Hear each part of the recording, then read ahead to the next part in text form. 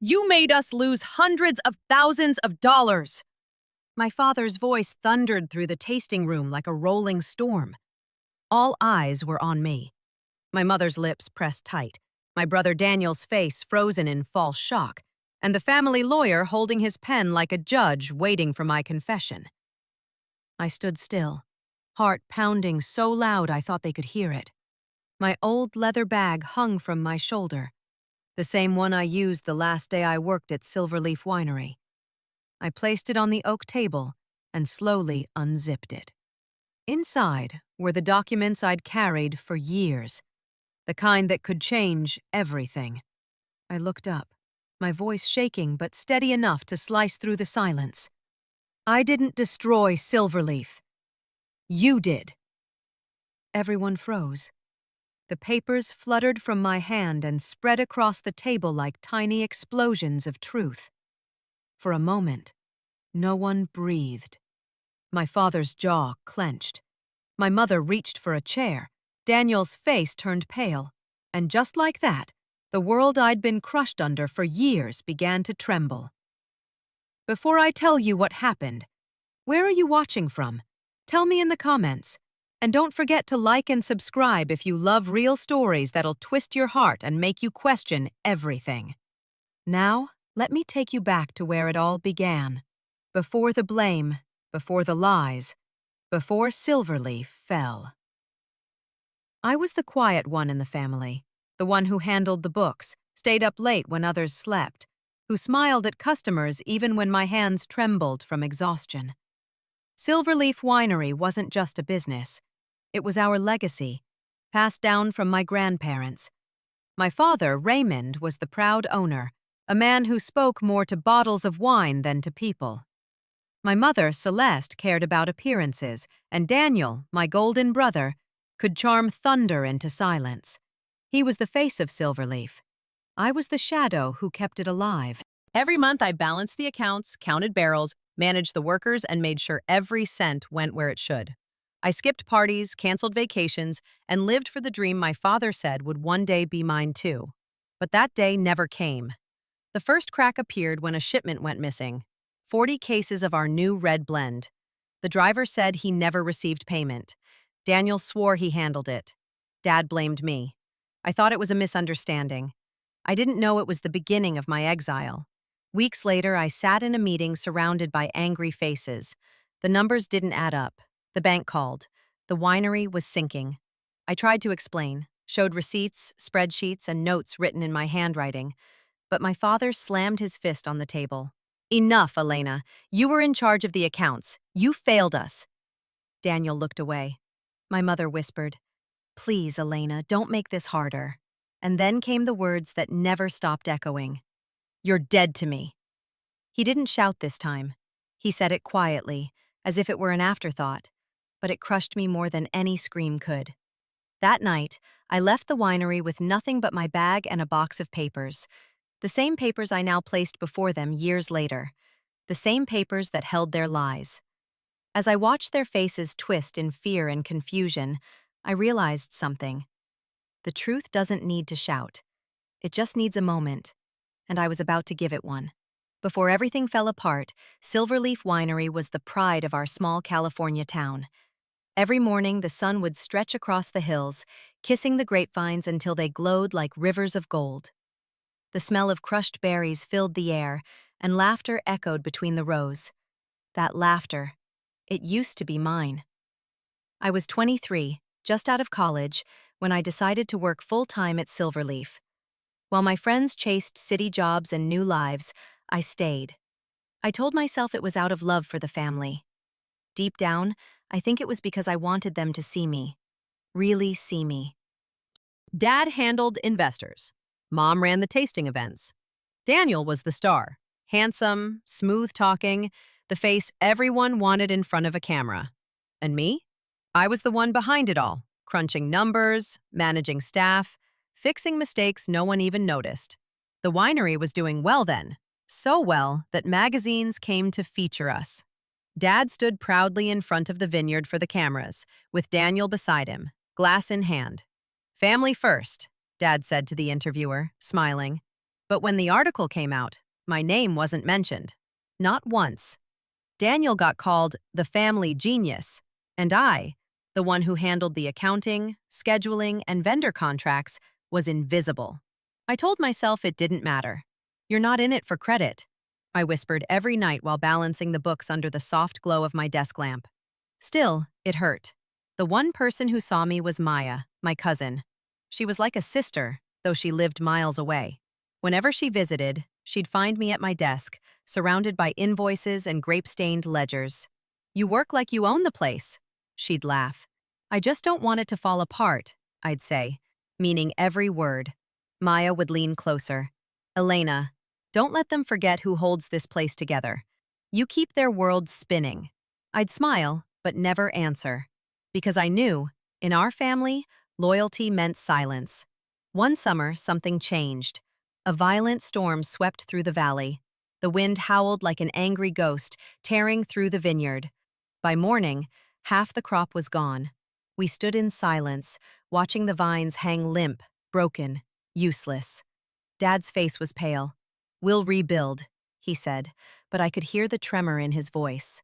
A few weeks later, Daniel came up with a plan. His big idea. "Let's expand," he said confidently. "New vines, new labels, new market. We'll take a loan, invest big, and double our revenue in 2 years." It sounded risky. Too risky. "Dad," I said quietly, "we don't have enough to cover that kind of loan. What if the market dips again? We could lose everything." Dad didn't even look at me. "Daniel knows what he's doing," he said. Mom added softly, "You worry too much, sweetheart." Daniel smiled at me. That charming, empty smile of his. "Trust me, sis. I've got this." I wanted to believe him. I really did. So I stayed up that night, calculating numbers, reviewing accounts, and finding ways to stretch our budget. I moved money from smaller accounts to pay workers, delayed vendor payments, and skipped my own salary for 3 months, just so everything stayed afloat. But no one knew. No one ever did. When the storm came back, it wasn't made of wind or rain. It was made of debt. The next morning, the bank called. Dad's voice thundered down the hallway. "They froze the accounts! Someone misfiled the payments!" I rushed in with the ledger. "It wasn't me, I swear!" But Daniel interrupted. "I told you we needed more oversight, Dad. She's been handling the books alone." That look my father gave me. Disbelief mixed with disappointment burned into me. And that's when I realized, loyalty doesn't save you when your family needs someone to blame. For weeks after the bank froze our accounts, the air around Silverleaf Winery felt heavy. Like the walls themselves were whispering my name in accusation. The workers avoided my eyes. My father barely spoke. And Daniel? He strutted around like a hero trying to save the business. The same business I'd been quietly saving for years.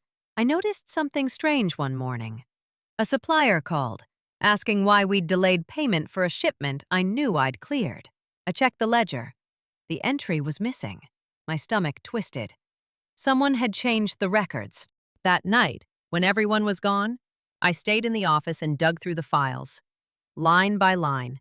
And there it was, a payment authorization signed E. Marlow, my name, but the handwriting wasn't mine. The signature slanted differently. I could tell in a heartbeat. Daniel had forged it. The next morning, I cornered him in the cellar. He looked startled, then smirked. "You shouldn't snoop through old files, sis." "You signed my name," I said, holding up the paper. "You moved money without approval." He rolled his eyes. "Relax. It was a small adjustment. I needed to cover the import fees. Dad wouldn't have approved the transfer if I asked. You think too small, Elena. This is business." "Business?" I snapped. "It's lying, Daniel. Do you have any idea what happens if the auditors catch this?"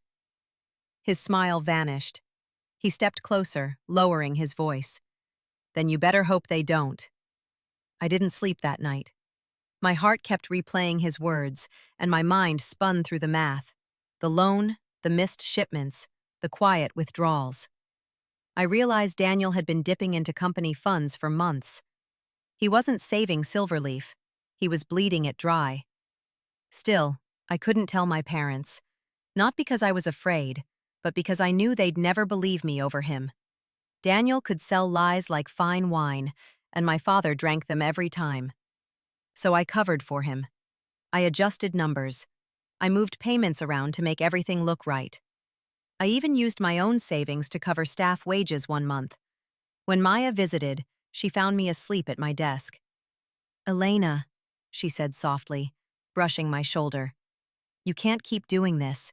They'll never see what you're doing for them." I forced a smile. "If I don't, who will?" She sighed. "One day that loyalty will break you." I didn't know how right she was. By the end of that year, our debt doubled. The bank's patience thinned. My father's temper grew sharper. And Daniel, he became bolder, hosting tastings and shaking hands with investors, all while blaming bookkeeping issues for our slow payments. Then came the night that changed everything. I was reviewing our tax files when I noticed something off. An entire account I didn't recognize.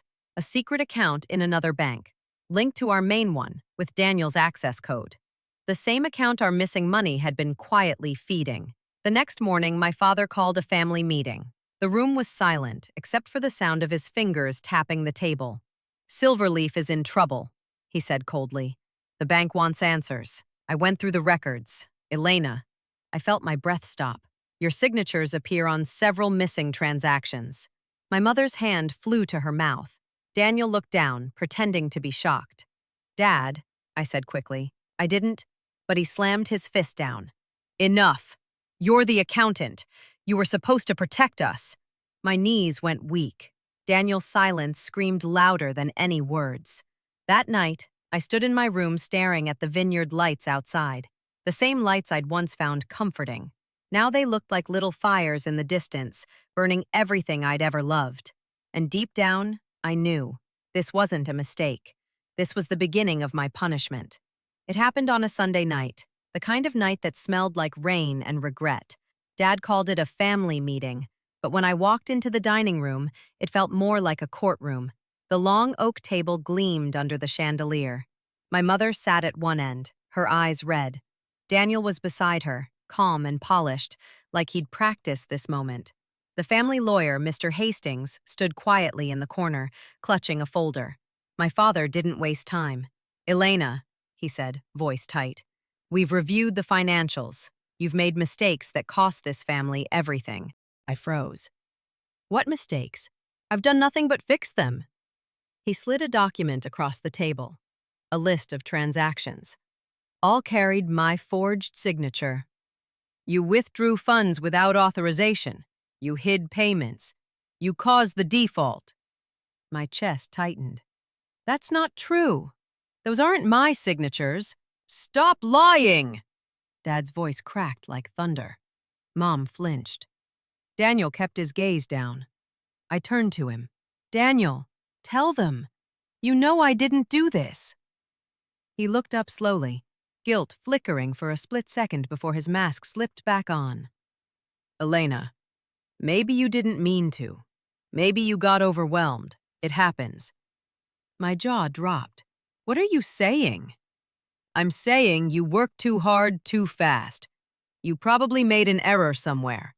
Dad nodded. "That's the only explanation that makes sense." I wanted to scream, to throw the papers in their faces. But instead, I just stood there, stunned that the people I'd bled for could look at me like I was a stranger. Mr. Hastings cleared his throat. "There's a way to contain this before it reaches the public."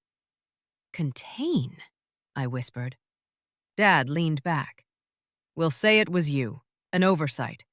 You'll sign a statement admitting mismanagement, resign from the company, and the rest will go away quietly."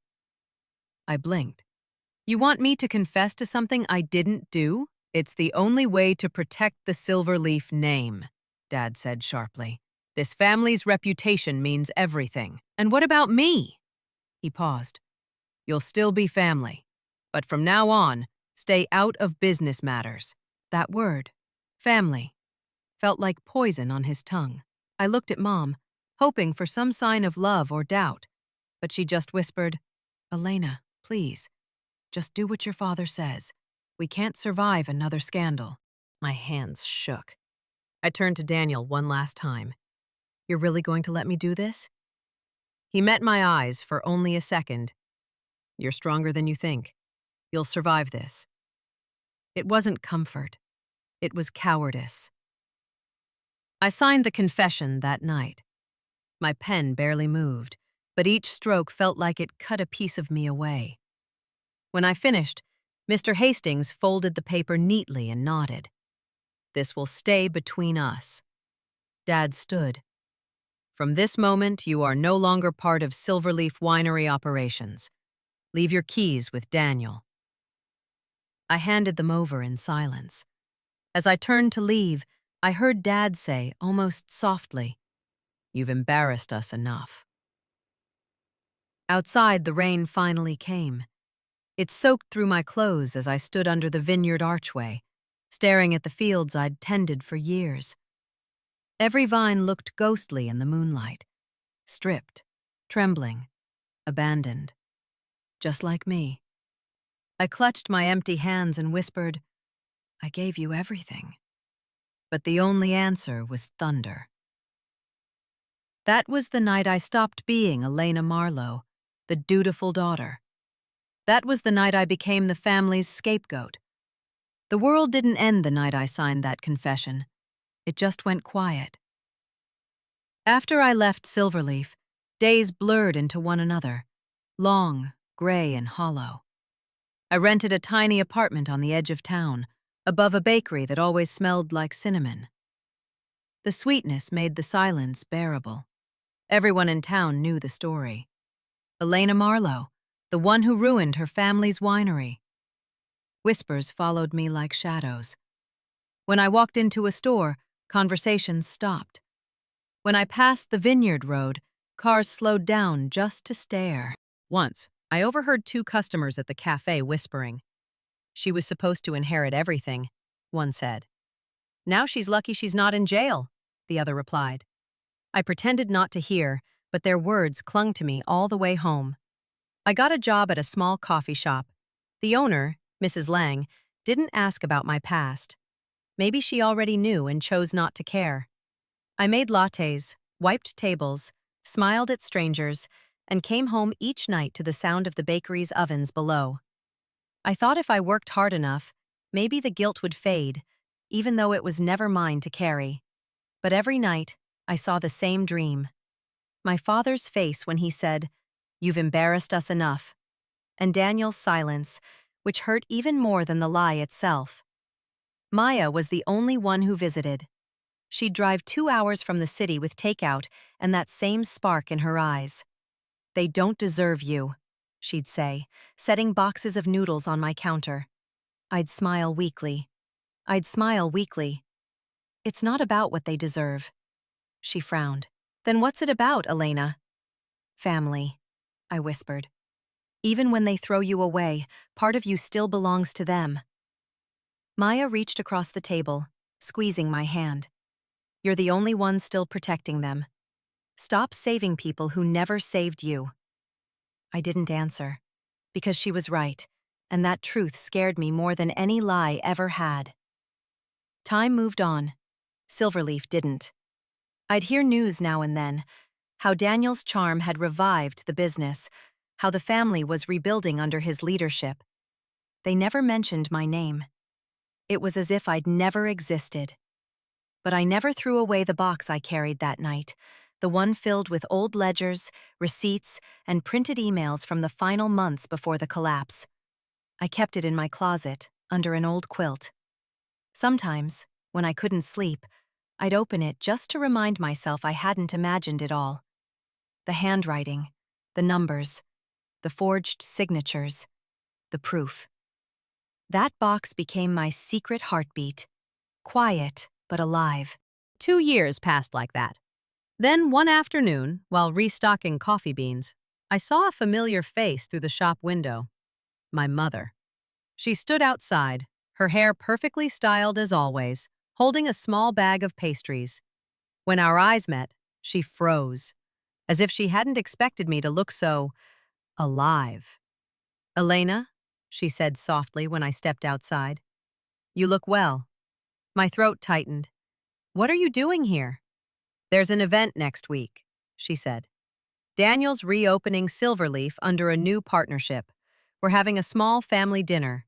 Your father thought—" She hesitated. "He thought it would be good if you came." I laughed, a small, bitter sound. "He thought that?" She looked down. "Please, Elena. It would mean a lot to your brother." "To my brother. Not to her. Not to Dad. To him." That night, I sat at my kitchen table staring at the invitation card she'd left behind. Gold letters. Perfect font. "Silverleaf Reborn," Maya called as I turned it over in my hands. "You're not really thinking of going, are you?" "I don't know," I said quietly. "Then let me remind you, they broke you once." I sighed. Maybe it's time I remind them who they broke. The invitation sat on my kitchen table for 3 days before I opened it. It was elegant, thick paper, embossed gold lettering, the kind that smelled faintly of expensive ink and pride. Silverleaf Reborn, a celebration of legacy and renewal. Underneath, in Daniel's bold handwriting, were the words, "Hope to see you there, sis." My hands trembled as I read it. Sis. 2 years of silence, blame, and exile, and now, suddenly, sis? I dropped the card back on the table. The words shimmered under the light, beautiful and poisonous. That evening, Maya came over. She sat across from me, picking at her takeout noodles, watching my face. "So?" she asked. "You gonna go?" "I don't know," I admitted. "Part of me wants to throw it in the trash. The other part wants to see what's really going on." Maya raised an eyebrow. "You think they invited you out of guilt?" I shrugged. "More like performance. They want everyone to see a happy, united family, the prodigal daughter returning home, a good photo for the press." She leaned back. "And you're thinking of giving them that?" I looked at her. "I'm thinking of giving them something they don't expect." That night, I went to my closet and pulled out the old box, the one filled with records from the old winery days. Dust covered its edges like time's warning. I hadn't opened it in months. My heart pounded as I lifted the lid. Inside were invoices, balance sheets, printed emails, all neatly bundled with rubber bands. But at the bottom, under a faded receipt for barrels, I noticed something new. An envelope I didn't remember seeing before.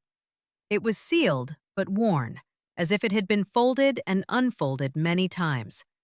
My name was written on it, in Daniel's handwriting. I tore it open. Inside were several photocopies of bank forms and a note in Daniel's rushed scrawl. "Don't show this to anyone. You'll just make it worse." I frowned and flipped through the papers, my stomach tightening with every line. They were loan documents. My forged signature appeared again and again, but this time attached to transfers that had occurred after I left Silverleaf. That meant Daniel had still been using my name. I sat frozen for minutes. He hadn't just let me take the fall. He'd kept me useful, a ghost signature, a convenient scapegoat even in my absence. "Maya?" I whispered, calling her over. When she saw the papers, her eyes went wide. "This is serious. He's still committing fraud and using your name to do it." My throat went dry. "He's buried himself this time." Maya nodded slowly. "Then maybe it's time you dig him out." For the first time in years, I felt something other than sadness. It wasn't revenge. It was resolve. I spent the next few nights sorting through every document in that box. I cross-checked bank statements, verified dates, matched signatures, and stapled evidence together like pieces of a puzzle that had waited too long to be solved. Each page told the same story. Daniel had stolen, lied, and shifted blame, all while smiling for cameras. By the 4th night, I had an entire folder labeled Proof. I slid it into my old leather bag, the same one I'd carried the night my father disowned me. The morning of the celebration came. I stood in front of the mirror, dressed simply in black, calm, quiet, and steady. When Maya walked in, she gave me a long look. "You're really doing this?" "Yes," I said softly, "but not to start a fight." She tilted her head. "Then why?" I zipped my bag shut. "Because they already built their lie on my name. It's time they see what my name really stands for." The night before the Silverleaf celebration, I barely slept. The folder sat on my bedside table, glowing faintly under the lamp. Every time I closed my eyes, I saw Daniel's face, charming, confident, untouchable. And then I saw the forged signature beneath it. By sunrise, I had made my choice. I wasn't going there to make a scene. I was going there to make history remember correctly. Before heading to the event, I stopped by Maya's place. She was waiting with coffee and worry. "You sure about this?" she asked. "Yes," I said. "I have everything I need now, but I need to be smart. If I show them this in public, it has to be undeniable." Maya nodded slowly. "Then let's tighten your proof." We spread the documents across her kitchen counter, receipts, emails, bank letters, even that cursed note Daniel had written. "Don't show this to anyone." As we organized, Maya paused, holding up one email thread. "Elena," she said, "look at this." It was a message between Daniel and the bank from years ago, copied to a private address. The signature line read, "E. Marlow, Financial Director." Except by then, I hadn't been the financial director for almost a year. He'd been using my old company email, one he'd reactivated under his control. That was when Maya suggested something bold. "What if we find someone from the bank, someone who handled that account, who can confirm it wasn't you?" Her idea lit a spark in me. Someone who can prove Daniel forged everything. So, we started making calls. Hours passed before we reached a retired banker named Mr. Cole, who had worked with Silverleaf during the loan years. He agreed to meet us at a small diner outside town. Mr. Cole was in his 70s, with kind eyes and hands that shook slightly when he held the papers. He read silently for a while, his brow furrowing deeper with every page. When he finally looked up, his voice was quiet. "I remember this loan. Daniel was always the one pushing it through, but when questions came up, he'd always say his sister handled the approvals." I swallowed hard. "Did you ever speak to me directly?" He shook his head. "Never. But now that I see these forms, I can tell you this much. That isn't your signature, and those authorization codes belong to Daniel's personal account. He kept them hidden, even from the board." Maya and I exchanged a glance. This was it, the confirmation we needed, the piece that tied everything together. I thanked Mr. Cole with trembling hands. As we left the diner, Maya said, "You have proof of forgery, embezzlement, and false authorization. You could take this to the police." I nodded. "Not yet. I want them to see it first, in their own house. They made me the villain. Let them watch their story collapse." That night, I was home, labeling the last folder when my phone buzzed. The number was unknown. I hesitated, then answered. A man's voice came through, low and tense. "Elena Marlow?" "Yes. Who's this?" "My name's Evan. I'm Daniel's partner, his new one. We've never met." My pulse quickened. "Why are you calling me?" He sighed heavily. "Because I found something in our company files, old documents under your name. Transfers, emails, forged signatures. If this blows up, it could ruin us both. I thought you should know what he's been hiding before it's too late." I gripped the phone. "Why are you helping me?" "I'm not," he said sharply. "I'm helping myself. But you deserve to know what's coming." Then the line went dead. I stared at my reflection in the window, the same reflection that once looked lost and broken. Now, I saw something else. Daniel's lies were starting to crumble, not because I shouted, but because the truth was whispering its way through the cracks, and I was done being silent. The night before the Silverleaf reopening felt unreal, like standing on the edge of a storm I'd been watching build for years. I couldn't sleep. My bag was packed with proof, my heart beating like a clock that refused to slow down. Evan's call replayed in my mind again and again. He hadn't sounded like a man protecting Daniel. He'd sounded like someone afraid of what Daniel might do next, or what might already be coming. By dawn, I knew I couldn't just walk into the celebration and hope my words were enough. I needed more, something irrefutable. something only Silverleaf's own files could give me. I arrived at the winery hours before the event. The gates stood open, glinting in the soft morning light. Workers bustled about, setting tables and arranging banners that read, "Silverleaf Reborn. A family legacy continues." I slipped through quietly, pretending to be just another helper. The main office hadn't changed. The same mahogany desk, the same smell of oak and wine barrels, the same painting of my grandfather watching from the wall. Only now it all felt colder.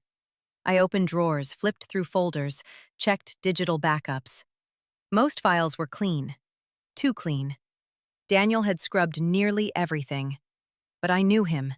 He was clever, not thorough. In the corner cabinet behind old tax records, I found a thick blue binder marked Internal Losses 2016. My breath caught. I pulled it free, sat at the desk, and opened it. Inside were pages of correspondence, financial reports, audits, and handwritten notes. Most of the signatures were Daniel's, but deeper in I found an email printout with both our names on it. It was a message to the bank. Subject: Transfer approval. Urgent. Please process under E. Marlow authorization. Code attached. Attached beneath it was my old digital signature file, one I deleted years ago. He hadn't just forged my name. He'd stolen my identity. I snapped pictures with my phone, page after page. Then something else caught my eye. A set of withdrawal forms showing large transfers to a private account. The account number matched the one Mr. Cole had mentioned. Beside each transfer was a note. Authorized for expansion. EM. EM! Me. Again. That was the moment my hands began to shake. Every sleepless night, every cruel whisper, every moment I'd spent apologizing for something I didn't do. It all came rushing back like a flood breaking its dam. They hadn't just ruined me. They'd built their new success on my name. Just as I stuffed the last of the copies into my bag, the office door opened. I froze. My mother stood there, elegant as ever, wearing pearls and a soft gray dress. Her expression was calm. Too calm. "Elena," she said softly, closing the door behind her. "You shouldn't have come back." I turned, my voice trembling. "You knew, didn't you? You knew Daniel forged my name." Her eyes flickered. "Your father thought it was best not to involve you." "Not involve me? You destroyed me." She looked down, wringing her hands. "You were the only one strong enough to survive it. Daniel couldn't have handled the shame." I laughed, a short, bitter sound. "So you chose me because I could take it?" Tears welled in her eyes. "We thought we were protecting the family." "No," I said quietly, stepping closer. "You were protecting him." For a moment, silence filled the room. Then, without warning, my mother whispered, "You should leave before your father sees you here. He's not ready to face what he did." I looked at her, really looked, and saw something I hadn't seen in years. Guilt. Real, trembling guilt. I walked past her, my bag heavy with the truth. "Tell him he should be ready soon." Outside, the air smelled of rain again, just like the night I left years ago. But this time, I wasn't leaving in shame. I was walking toward the storm, and this time, I was bringing the lightning. I didn't go home after leaving the office. Instead, I drove aimlessly through the winding hills around Silverleaf, trying to calm the storm inside me. The truth was heavy, not just in my bag, but in my chest. For years, I'd begged for a chance to prove my innocence. Now that I had it, all I felt was grief. I pulled over near an overlook that faced the vineyard. From that height, the rows of vines looked like scars carved into the earth, beautiful from a distance, painful up close. I thought about what my mother said. You were strong enough to survive it. Was that what love meant to her? To sacrifice one child's peace so another could live without guilt? By evening, I returned to my apartment. Maya was waiting by the door, her face full of questions. "Well?" she asked. "Did you find anything?" I dropped the bag on the table and opened it. Everything. As she flipped through the photos, her eyes widened. "Elena, this isn't just forgery. These are coordinated transfers. Your brother and father siphoned money before the bankruptcy." I nodded, staring blankly. "They built their success on my name, Maya. Every new dollar Silverleaf made, it started from the money they stole. She exhaled sharply. So what's next? I swallowed. I'm going back tomorrow, to face them. All of them. Maya hesitated. Are you sure you're ready? I looked at the window, where the city lights shimmered like tiny flames. I've been ready since the day they said I was dead to them. The next afternoon, the sun burned bright over the vineyard, as if mocking the darkness underneath. The Silverleaf celebration was set for the evening, but I came early. Not to join them, but to end the pretending before it even began. When I walked into the house, I found my mother in the sitting room, arranging flowers. She looked up, startled. Elena, what are you doing here? We need to talk, I said. Now. She hesitated. Your father's upstairs. Good. He needs to hear this too. I didn't wait for her reply. I walked straight to my father's office and pushed the door open. He was there with Daniel, both of them in crisp suits, reviewing event notes. The moment they saw me, the air thickened. Elena, my father said slowly, his tone controlled. You shouldn't be here. I found the files, I said, voice shaking but strong. The forged signatures, the secret accounts, the transfers with my name. You blamed me to protect Daniel. Daniel stood up quickly. That's ridiculous. I pulled the blue binder from my bag and dropped it on the desk. The sound echoed through the room like a gavel hitting wood. Go ahead. Open it. For a moment, no one moved. Then my father opened the folder. His eyes scanned the pages. His face drained of color. Daniel took a step back. Where did you get this? From our office, I said. The one I used to run before you stole my name to hide your debts. Those aren't real, he snapped. You're twisting this. Enough, I shouted. My voice cracked, but it filled the room. You forged my signature, stole company funds, and let me take the blame. You made me a criminal in my own family. My father rose, trembling. Elena, stop. Stop what? Telling the truth? I said bitterly. You wanted a scapegoat, and you chose your daughter because she was easier to break than your son. The silence that followed was heavier than any scream. My father's eyes fell to the desk, and for the first time, I saw it. Regret. Real, raw, shaking regret. But Daniel's face twisted into anger. You think anyone will believe you? You signed that confession yourself. I stepped closer. Yes, but now I have the proof that shows why. He didn't answer. His eyes darted to the window, then to my bag, as if calculating his next lie. That's when I knew. Daniel wasn't done fighting. He was cornered, and cornered men do desperate things. My mother appeared at the door, pale and trembling. What's happening? I turned to her. The truth you tried to bury is finally standing in your house. And before she could respond, Daniel slammed his hand on the desk. If you go through with this, Elena, you'll destroy us all. I met his glare. No, Daniel, you already did. The morning of the Silverleaf Reborn celebration was heavy with clouds. The kind that promised rain but held it back, just to keep you waiting. It felt like the sky was mirroring my nerves. Too full, too close to breaking. After the confrontation, I hadn't slept. My father's regret haunted me. My mother's silence followed me. And Daniel's threat echoed louder than thunder. If you go through with this, you'll destroy us all. But he was wrong. The destruction had already begun years ago, the moment they chose lies over love. Maya helped me get ready that evening. She pressed the wrinkles out of my simple black dress and tightened the straps of my leather bag, the same one that carried my truth. You don't owe them anything, she said, her eyes fierce. I know, I replied softly, but I owe myself closure. Then go make them choke on their secrets, she whispered, handing me my keys. By the time I reached the vineyard, twilight had fallen. Golden lights hung between the rows of vines, and laughter floated through the air. Guests clinked glasses of Silverleaf Reserve, smiling for photos.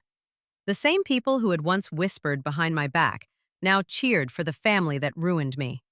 And there they were, my parents at the entrance, Daniel beside them, his arm around his fiancée, smiling like the prince of a story that was never his to begin with. When my mother saw me, her smile faltered. My father's face went pale. Daniel's jaw tightened. "Elena," he said coldly, "you came." "Of course," I said, my voice calm. "Wouldn't miss our celebration." Inside, the air buzzed with the hum of conversation and expensive perfume. The grand hall was filled with reporters, investors, and old family friends. Everywhere I turned, there were flashes from cameras. On the stage stood a banner, "Silverleaf Reborn, honoring family, legacy, and trust." I almost laughed. Trust. Daniel took the stage, raising his glass. "To my family," he began, his voice smooth as honey, "who stood by me through storms and triumphs. Silverleaf isn't just a winery. It's proof that resilience runs in our blood." The crowd applauded. My mother dabbed her eyes. My father nodded proudly. I felt something twist inside me, a mix of anger, grief, and something almost like pity. Then Daniel's tone changed. "Even when things went wrong in the past," he said, smiling faintly, "we learned to forgive. We learned from mistakes." And then he looked at me, straight at me. "Even the biggest ones." The room went still for me.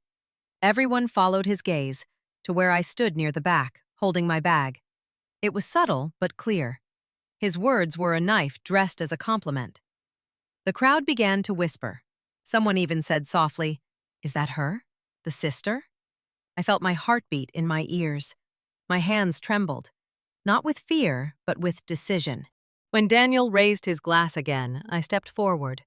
My heels clicked sharply on the marble floor, cutting through the murmurs. "Excuse me," I said, my voice steady. "If we're celebrating honesty tonight, maybe we should tell the full story." Daniel froze, his confident smile slipping for the first time. My father's eyes widened. My mother whispered my name. "Elena, please." But I didn't stop. I was blamed for Silverleaf's collapse. I was humiliated. I lost everything, while someone else hid behind my name and my signature. The room went silent. A few reporters lifted their cameras. Daniel stepped forward quickly, forcing a laugh. "My sister's had a difficult few years," he said, his tone syrupy. "She means well." I unzipped my bag and pulled out the folder. "Then let the truth speak for itself." Gasps rippled through the crowd as I opened it. The papers fanned across the nearest table like a deck of judgment. Signatures, emails, loan files, bank transfers, all marked with one lie after another. Daniel's color drained. My father looked like he'd stopped breathing. I met their eyes and said quietly but clearly, "You called me the family's failure, but these papers prove I was your cover." The silence that followed wasn't empty. It was electric, thick, waiting, alive. The storm wasn't coming anymore. It was here. For a heartbeat, the room was silent. Even the lights seemed to hum quieter. Then, like the first drop of rain before a storm, a voice from the crowd whispered, "What's she talking about?" I looked around the hall. The investors, the journalists, the neighbors who once crossed the street to avoid me. Every pair of eyes was locked on me now. Good. They were finally listening. Daniel took a step forward, forcing a tight smile. "Elena," he said, his voice dripping with mock concern. "This isn't the place." "It's exactly the place," I interrupted. "You made me your villain in public. You'll hear the truth in public." I lifted the first document, an old bank form. "This is my signature, right? The one you said ruined the company?" I turned it toward the audience. "Except it's not mine. It's a forgery. The same forgery Daniel used to move hundreds of thousands of dollars before Silverleaf collapsed." Murmurs rippled through the crowd. A man from the press leaned forward. "Are you saying your brother committed fraud?" My voice didn't shake. "I'm saying he stole from our family and let me take the fall." Daniel's mask cracked. He tried to laugh it off. "This is insane.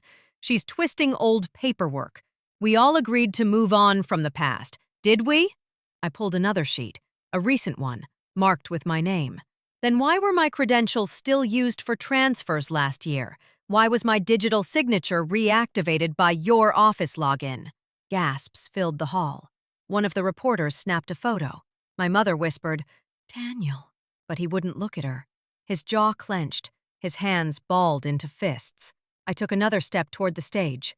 "And for everyone who doubted me, here's an email to the bank from E. Marlow, financial director." I held it up. "Sent a year after I resigned." A man from the audience stood up, one of the investors. "Is this true? Daniel, what is she talking about?" Daniel's voice rose, desperate now.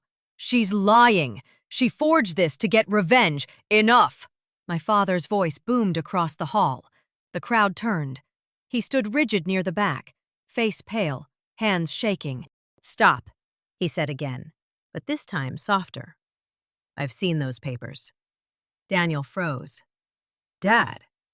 My father looked at him, eyes full of something I hadn't seen since I was a child. Disappointment. "You told me she made those mistakes. You said she admitted it to protect the family." Daniel's lips parted, but no words came. My father turned to me next. His voice broke. "I didn't know." I swallowed hard, holding back tears. "You never wanted to know." The room was dead silent now. The press cameras clicked like faint thunder. My mother covered her face, whispering, "Oh God, what have we done?" Daniel stepped back, his confidence collapsing under the weight of truth. "You can't prove." I interrupted him, calm now. "I can. Every document has timestamps, the same IP address, the same access trail. Mr. Cole, the banker who handled your loans, confirmed it all." A wave of murmurs swept through the guests. Evan, Daniel's business partner, stood quietly near the side, eyes fixed on the floor. He didn't defend Daniel. He didn't have to. His silence spoke volumes. I gathered the papers back into my folder. "You all wanted a legacy," I said softly. "But a legacy built on lies is just another tragedy waiting to happen." Then I looked straight at the journalists. "If you're writing this story, write the truth. I didn't destroy Silverleaf. I saved it, even when they destroyed me." The hall erupted, reporters shouting questions, guests gasping, flashes of cameras lighting up the room. My father sank into a chair. My mother sobbed quietly. Daniel stood frozen, pale and cornered. I turned toward the doors. My heart was heavy, but it wasn't breaking anymore. As I walked out into the cool night air, I finally felt it. Freedom. The storm had passed, and this time, I wasn't the one trembling. By morning, Silverleaf wasn't a winery anymore. It was a headline. The story broke faster than I ever imagined. Photos from the event flooded social media. Daniel's pale face, my father's shock, my mother's tears, and me standing with the folder in my hands. Silverleaf scandal trended before sunrise. Every news outlet ran with it. Family legacy shattered. Daughter exposes forgery and fraud at Silverleaf Winery. Silverleaf lies uncorked. It was everywhere. I watched it all unfold from my apartment, still in the same black dress from the night before. The world finally saw what I'd carried for years, the truth. My phone wouldn't stop ringing. Reporters, former employees, even old classmates. Some wanted comments, others wanted apologies, as if I owed anyone anything. Then came a message from an unknown number. "Daniel, you'll regret this. You think this makes you a hero? You've ruined us." I stared at the screen for a long time before replying. "Me. I didn't ruin you. I just stopped letting you ruin me." Later that day, Maya arrived with a newspaper tucked under her arm. "They're launching an investigation," she said. "The bank, the board, everyone. Daniel's accounts are frozen. I felt something between relief and sadness. So it's really over. She sat beside me on the couch. It's just beginning for them, but for you, this is the end of the sentence. I smiled faintly. You always know what to say. She shrugged. Someone's got to remind you you're not the villain. 2 days later, I received a call I didn't expect. From my father. His voice was thin, trembling. Elena, he began. The investigators came this morning. They took Daniel's computer. The papers you gave them matched everything. I said nothing. He continued. Your mother hasn't stopped crying. The investors are pulling out. Silverleaf may be finished. Still, I said nothing. Then his voice cracked. I failed you. That made me close my eyes. For years, I'd dreamed of hearing those words. Now that they were real, they didn't bring satisfaction. Only a strange, quiet ache. I didn't want revenge, Dad, I whispered. I just wanted you to see me. There was silence on the other end. Then, softly, he said, We see you now. The following week, Daniel's downfall became public. He was stripped of his title, his account seized, his engagement quietly broken off. Photos of him leaving the courthouse appeared everywhere. The once golden sun, now a disgraced shadow. My mother sent a letter through Maya. It was short, written in her perfect cursive. You were right. We built our house on sand. I hope someday you can forgive us. I cried reading it, not because it erased what they'd done, but because it was the first time she'd said we. Days turned into weeks. The vineyard stood quiet, gates closed, vines overgrown, a ghost of what it once was. But the silence didn't feel heavy anymore. It felt cleansing. Maya and I walked the fields one afternoon. The air smelled of dust and damp earth. She looked around and said, You know, this place could live again, under the right hands. I smiled faintly. Maybe someday. But deep down, I already knew. Someday was closer than I thought. As the sun dipped behind the hills, I looked out over the vines, the same ones that had witnessed my rise, my fall, and now my rebirth. Silverleaf had fallen, but for the first time, I realized that maybe it needed to, so something honest could grow in its place. It was a quiet Sunday morning when I heard the knock.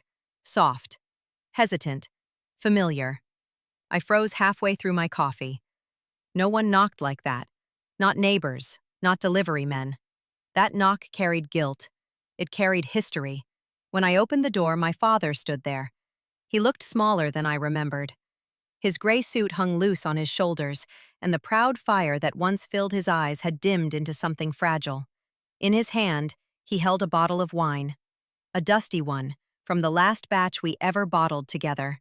Elena, he said quietly. May I come in? I stepped aside without a word. He moved slowly, taking in my tiny apartment, the peeling paint, the half-finished cup of coffee, the folded box of documents still sitting on the table. He smiled faintly, a sad kind of smile. You always liked small spaces, he murmured. You said they felt safe. I said they felt honest, I corrected. He nodded, looking down. I deserved that. For a while, neither of us spoke. The silence between us was thick, stretching across years of unspoken pain. Finally, he set the wine on the table and cleared his throat. They froze Daniel's accounts, he began. The board voted to remove him permanently. The bank confirmed the forgeries. I just nodded. He continued, voice shaking. He's staying with your mother for now. She's not well. She can't look at the vineyard anymore. Maybe she shouldn't, I said quietly. He flinched but didn't argue. Then he looked at me, really looked, as if trying to find the daughter he'd lost somewhere between pride and fear. I came to say I'm sorry, he said finally. I waited. I thought I was protecting the family, he continued, his voice rough. But I was protecting my ego. I couldn't bear to admit I'd raised a son who'd betray us, so I sacrificed the one who never would. His words hung heavy in the air. My chest tightened, but I didn't cry. You broke me, I whispered. You let me believe I was nothing. He nodded slowly. I know. Every day since you left, I've lived with that. But seeing you stand there that night, strong, fearless, it made me realize you were everything I always wanted this family to be. I sat down, staring at the old wine bottle. It had our initials carved on the label, EM and RM, back when he said I'd carry the legacy someday. I turned to him. You know what hurts most? That I still love that vineyard, even after everything. He smiled sadly. Then maybe that's why you should have it. I frowned. What? He reached into his coat pocket and slid an envelope across the table. Inside were legal documents, the deed to Silverleaf. Signed, sealed. You built it once, he said. You can rebuild it again. The right way. For the first time in years, I couldn't speak. My throat felt thick with 1,000 unshed words. Finally, I managed. Why now? He looked at me, eyes glassy. Because truth doesn't destroy families, Elena. Silence does. The tears came then, slow, quiet, unstoppable. He reached for my hand, but I only let him hold it for a moment before pulling away. I forgive you, I whispered. But I'm not coming back to be the same daughter you remember. He nodded. I wouldn't ask you to. Just promise me you'll make Silverleaf something worth your name. After he left, I stared at the deed for a long time. The morning light hit the paper and it shimmered faintly, like a second chance wrapped in forgiveness. For years I'd carried shame like armor. Now, for the first time, I carried something lighter. Not revenge, not anger, but freedom. A week after my father's visit, I stood at the edge of the Silverleaf vineyard again. The gates were rusted, the vines tangled, the soil cracked from neglect. But to me, it wasn't ruin. It was soil ready for rebirth. I held the deed he'd left behind, creased from how many times I'd unfolded it, read it, folded it again. I still didn't know whether to believe that they truly regretted what they'd done. But belief didn't matter anymore. Power did. This time, I was walking onto that land not as a daughter begging for approval, but as its owner. Maya met me at the gates, her boots dusty, her grin wide. So, she said, how does it feel to own the place that once threw you out? Strange, I said softly, like shaking hands with an old ghost. She nudged me. A ghost you now control. We laughed, but my chest felt tight. The vines stretched before me, quiet and waiting, just like they had the night I left all those years ago. This place deserves better, I said. So do you, Maya replied. What are you going to do with it? Start over, but not as Silverleaf. Her eyes lit up. A new name? I smiled faintly. A new beginning.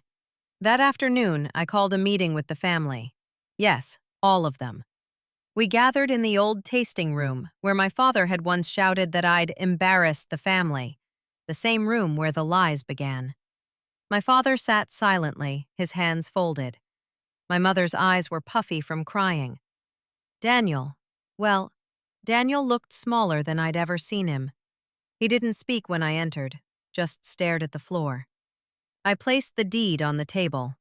I'm reopening the vineyard, I said, under a new name and new leadership. My father nodded slowly. It's yours to do with as you wish. I know, I said, but I want to be clear. This is not a reunion. This is a reckoning. They looked at me, uncertain. I continued. You all taught me what silence costs, what loyalty without respect does to a person.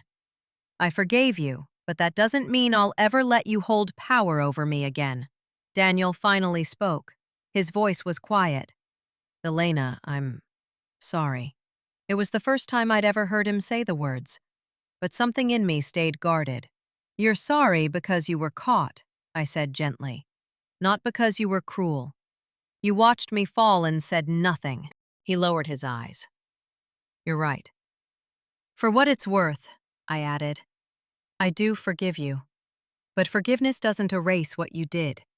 It just means I won't let it poison me anymore. My mother's voice cracked. Can we ever be a family again? I looked at her, the woman who'd stayed silent when I needed her most. Maybe, I said, but on my terms. They all waited for my next words, but instead of anger, I gave them something unexpected, a condition. If you want to be part of my life again, you'll do it by respecting the boundaries I set. No manipulation, no control. You treat me as an equal, or you stay out of my way. My father nodded, eyes glistening. You have my word. I turned to Daniel. And you? He swallowed hard. You have mine. Good, I said softly. Because from now on, Silverleaf will no longer stand for secrets. As they left the room, the evening sun poured through the windows, painting the walls gold. For the first time, the place didn't feel like a cage. It felt like peace. Maya walked in and placed a hand on my shoulder. You did it. I exhaled. No, I survived it. Now I'll build something better. Outside, the vines shimmered in the light, broken, but still growing, just like me. 1 year later, the hills of Silverleaf looked different. The vines stretched green and full beneath the spring sun, the earth alive again. But the sign at the entrance no longer read Silverleaf Winery. It now said, in bold black letters, Truth Harvest, founded by Elena Marlow. Every time I drove past it, something inside me eased. It wasn't pride exactly, it was peace. The kind that comes when you stop surviving for others and start living for yourself. The reopening was smaller this time. No press, no cameras, no gold lettering. Just neighbors, workers, and a few friends who'd stayed when everyone else turned away. Maya stood beside me, grinning as we looked around. You did it, she said. We did it, I corrected. You believed in me when no one else did. She laughed. Still can't believe you chose that name. I smiled faintly. Truth Harvest. It fits, she said. You planted honesty and grew freedom. The guests began to arrive, familiar faces from the town, old employees from the winery's past, even customers who'd stopped buying after the scandal. One woman came up to me, clutching a bottle of the new vintage. Your wine tastes stronger, she said. Fuller. Different. It should, I told her. It came from soil that's finally honest. Later, as the sun dipped low, I stood at the podium. The crowd hushed, glasses lifted. I looked out at the vineyard, the place that had witnessed my humiliation, my pain, my rebirth. Thank you for coming, I began. For believing that something broken can grow again. I paused, letting the words sink in. This vineyard was once a symbol of lies. Today, it's a promise that truth doesn't destroy, it rebuilds. Maya wiped a tear from her cheek. And to my family, I added, my voice soft but steady, thank you for teaching me what strength costs and what forgiveness feels like. In the front row, my parents sat quietly. My father had aged even more, his hair white now, but his eyes, those eyes that once burned with pride and anger, now carried humility. My mother held his hand, her expression gentle, not proud, but grateful. Daniel wasn't there. He'd moved to another state after the investigation, working quietly at a small vineyard. Sometimes he sent letters, simple updates, small apologies. I didn't always reply, but I read every one. Forgiveness had made peace possible, but distance had kept it safe. After the speeches, the music started. Soft jazz drifting through the evening air. Guests laughed. Children ran between the vines and lanterns glowed in the dark like fireflies. Maya handed me a glass of our first official bottle. The label shimmered gold under the light. Truth Harvest, the new leaf. To the future, she said. To freedom, I replied, clinking glasses. The wine was deep, rich, and warm. It tasted like courage. As the night went on, I slipped away from the crowd and walked to the edge of the vineyard. The air was cool, carrying the scent of wet soil and grapes. I thought about everything, the lies, the pain, the years of silence. For so long I'd wanted them to see me, but now I finally saw myself. I knelt down and pressed my hand into the soil. "We made it," I whispered. "You and I." The earth was soft beneath my palm, forgiving, alive, whole. When I stood again, the stars were out, scattered like tiny shards of truth across the dark sky. Behind me, laughter echoed. Ahead of me, the vines swayed gently in the wind, whispering their quiet applause. I smiled and whispered to the night, "Sometimes, the ones you blame are the ones who save you." And for the first time in my life, I knew I was home.